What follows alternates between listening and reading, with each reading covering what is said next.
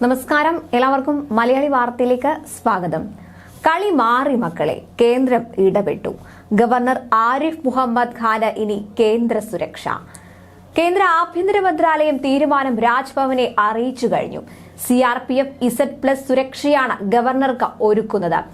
SFI പ്രവർത്തകർ കരിങ്കൊടി കാണിച്ചതിനെ തുടർന്ന് റോഡ് അരികിലിരുന്ന ഗവർണർ ആരിഫ് മുഹമ്മദ് ഖാൻ പ്രതിഷേധിച്ച സംഭവത്തിന് പിന്നാലെയാണ് ഗവർണർക്ക് CRPF കമാൻഡോകളുടെ Z+ സുരക്ഷ നൽകാൻ കേന്ദ്ര സർക്കാർ തീരുമാനിച്ചത്.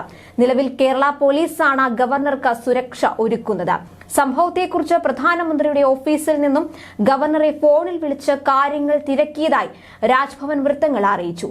ഉപരാഷ്ട്രപതി ജഗ്ദീപ് ധൻകർ, കേന്ദ്ര ആഭ്യന്തരമന്ത്രി അമിത്ഷാ എന്നിവരും ഗവർണറെ ഫോണിൽ വിളിച്ച് കാര്യങ്ങൾ തിരക്കി.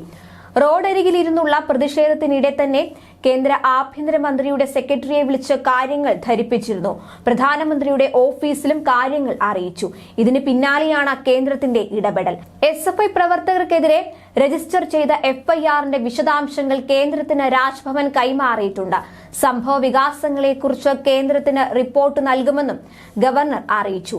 ഇതിന്റെ തുടർ നടപടികൾ എന്താകുമെന്നതിൽ ആകാംക്ഷയുണ്ട് എന്ന് സംസ്ഥാന സർക്കാർ ഗവർണർ പോരിലേക്ക് കേന്ദ്രം ഇടപെടുന്നതിന്റെ സൂചനയാകും ഇതെന്നും വിലയിരുത്തലുണ്ട്. അതേസമയം ഗവർണർ ആരിഫ് മുഹമ്മദ് ഖാനെ കരിങ്കൊടി കാണിച്ച SFI പ്രവർത്തകരെ ന്യായീകരിച്ചും പോലീസ് നടപടിയെ വിമർശിച്ചും SFI സംസ്ഥാന പ്രസിഡന്റ് PM ആഷോ രംഗത്ത് വന്നിട്ടുണ്ട്. തന്നെ ആക്രമിച്ചു എന്ന ഗവർണർ നുണ പറയുന്നു. ഗവർണർ എല്ലാ സാധ്യതകളും ഉപയോഗിക്കട്ടെ.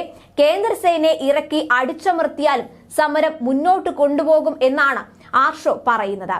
ഗവർണറുടെ ഭീഷണിക്ക് വഴങ്ങേണ്ടവർ അല്ല പോലീസ്. കരിങ്കൊടി പ്രതിഷേധക്കാർക്കെതിരെ 124 ചുമത്തിയതിൽ വലിയ വിമർശനമുണ്ട്. അത് ചുമത്തേണ്ട ഒരു സാഹചര്യവും ഉണ്ടായിട്ടില്ലെന്നും ആർഷോ പറഞ്ഞു. കൊല്ലം നിലമേലിൽ കരിങ്കൊടി കാണിച്ച SFIക്കാരെ നേരിടാൻ വാഹനത്തിൽ നിന്ന് ഇറങ്ങിയ ഗവർണർ 2 മണിക്കൂർ റോഡിലിരുന്നു.